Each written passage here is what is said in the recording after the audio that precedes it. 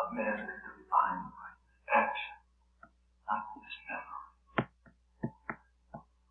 Please take my hand.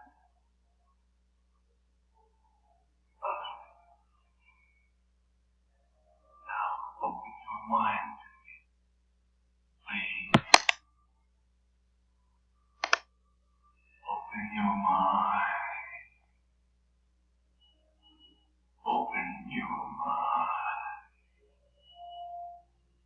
Open your mind. Open your mind. Open your mind. Now, how about the presidents who can't quite keep their story straight? He told us the operatives had been instructed to ensure that the explosives went off at a point that was high enough to prevent people trapped above from escape. Were those ice crystals? Look, guys, want to believe that this all exists, and at the same time believe that 40 million pounds of micrometeoroids make it to Earth's surface every year? That is 2 million gram-sized bullets traveling 20,000 miles per hour. They're blasting us every hour. Do you think satellites exist? Folks, they just don't. The globe is impossible. Space is a hoax. And I know it's hard to admit, because all the cool kids believe in it, all the cool kids think we live on a ball, all the cool kids think we spin, but not me. Nope. I'm a bit different. I'm not really interested in being like a cool kid. Like a cool kid. One more time, just for fun. I'm not really interested in being like a cool kid. Like a cool kid. Alright, I know what you guys are thinking. Prove it to you, right? Okay, twist it around. I'll go ahead and do that. So let's start with how about the definition of the word geographia. You can look that up for yourself if you like, or you can see here that it stands for a vivid representation of the Earth to create an illusion of reality. The lemma work as far as the flat Earth goes, and let's take a look first at this planetarian software and show you what that actually is. If you see me changing the months here, you'll see that the sun goes through a little infinity symbol in the sky, and I am actually standing at the equator and looking directly west. And in a second I'll show you as I spin around and look south and then north, that I've got both the celestial north and celestial south at the two ends. You'll see here we're on the equator, and that's what makes that analemma figure 8. Actually makes that from all over the Earth, but to get that one right at the west or the east, you have to be at this spot.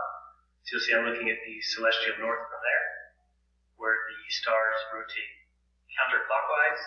We'll spin around here and look at the south, and looking at the celestial south, and you'll see that the stars spin clockwise. So that's what gives us that figure 8 kind of motion. But the same thing happens on the flat Earth, so we can see that here. So you'll see here, this guy is looking up in the sky, and because the sun goes around the flat Earth, starting with the Tropic of Capricorn, moving to the equator, then the Tropic of Cancer, then back to the equator, then back to the Tropic in the middle. It keeps its figure 8 motion if you're standing like he is, looking to the east. So, same thing that we just saw. Now also, many people ask from this point, can you explain the stars? Well, yes. If you look up, you'll see he's now looking north, looking at the Polaris star, and watching the stars as they rotate counterclockwise. And if you just turned around and looked the other direction, you can see him looking at the Crux constellation looking south, where the stars rotate clockwise. So that's how we take care of that. Here's just another program. This is at knollearth.com. And you can see by just picking something, I think here we're looking at the air temperature at a height of 70 in pH, and you'll see it just kind of, it's a little bit iffy. It doesn't really look like it makes a lot of sense on the globe. I guess it could make a little sense. We'll spin it here and give it more of a tilt, like flat Earth, see if it's any different. And you'll see there's something that makes a lot more sense. And around the edges, and you've got the middle, this just stay stagnant right at the switch. Look at that red line, that's way up top, more sense. You tell me what you think. That look like it makes more sense? The water is very cold and flatter with the sun and moon moving, you guessed it, clockwise. Now we're going to look at the air temperature, looking at the surface air temperature. Simply clouds going every which way. In fact, I see something breaking the Coriolis effect there. You'll see something clearly underneath the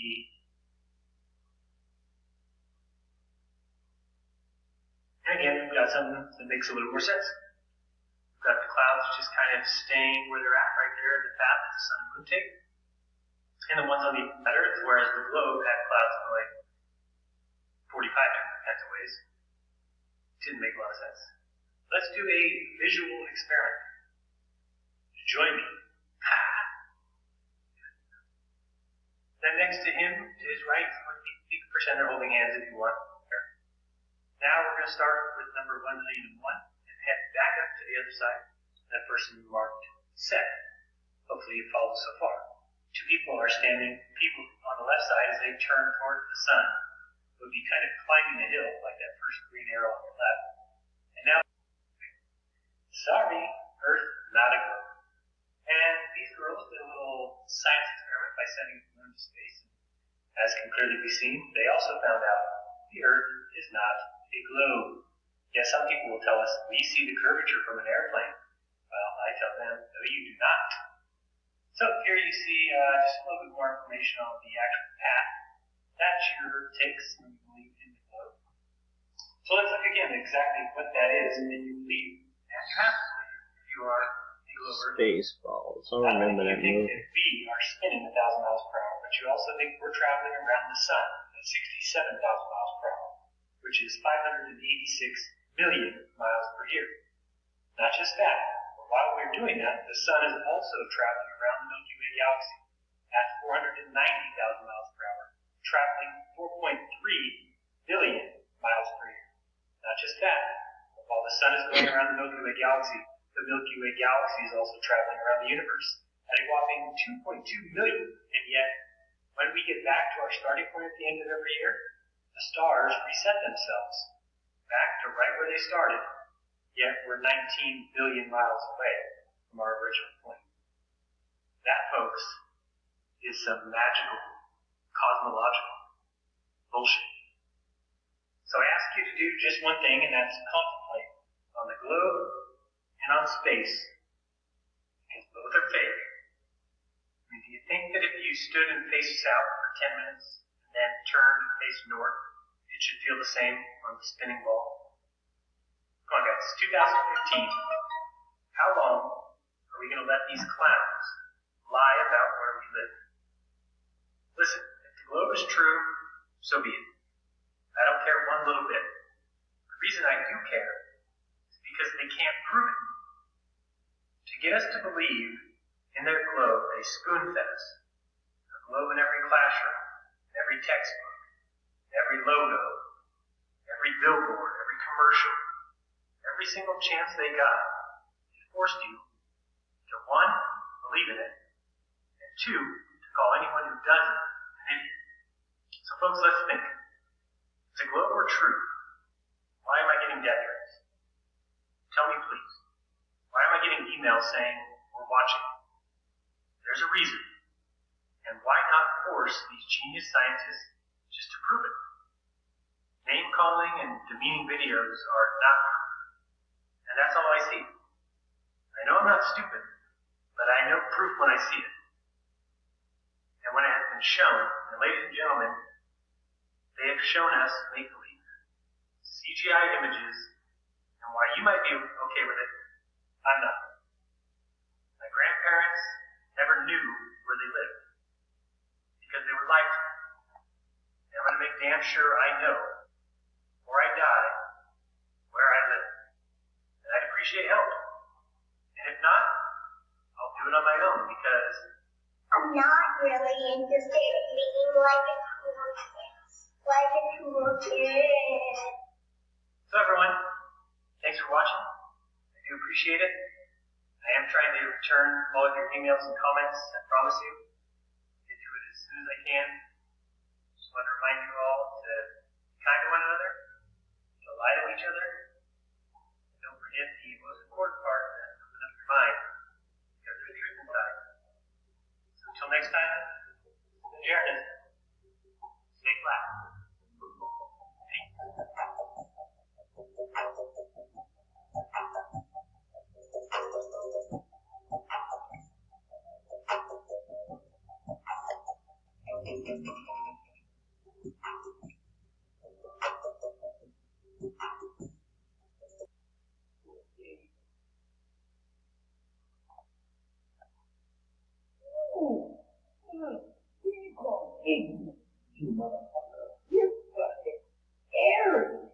Alright.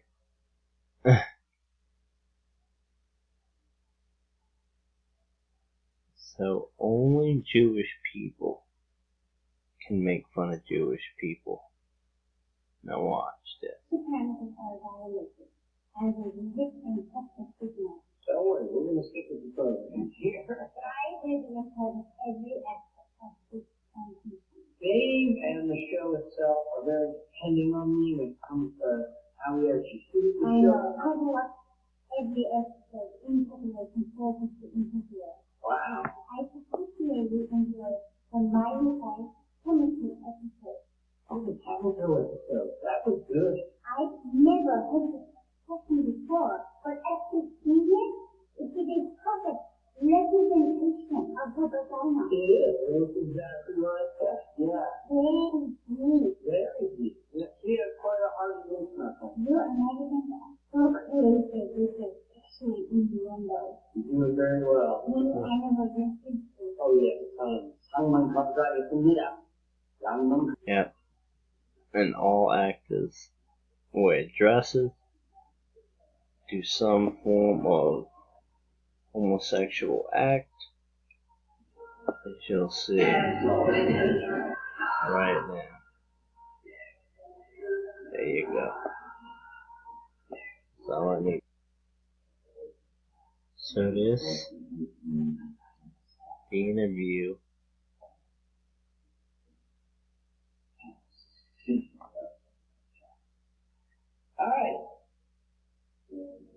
remember, only Jews can be honest about the Hall of Hoax or Mr. Great Leader, I just shake your hand.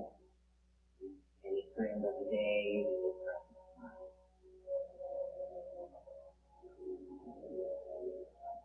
like South Park.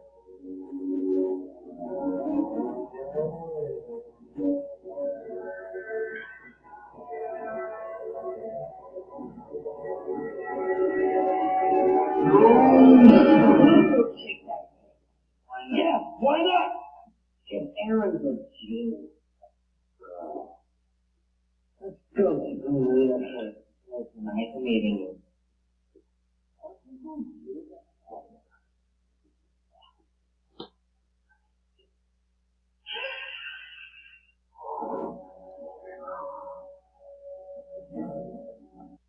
It's about the sexual innuendos. It's caress the dick, because that's what this creature has. He's a metropolitan.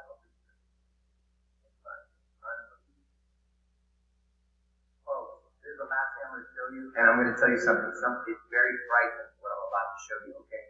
This Schneider, and of course it's a 100% Jew, okay?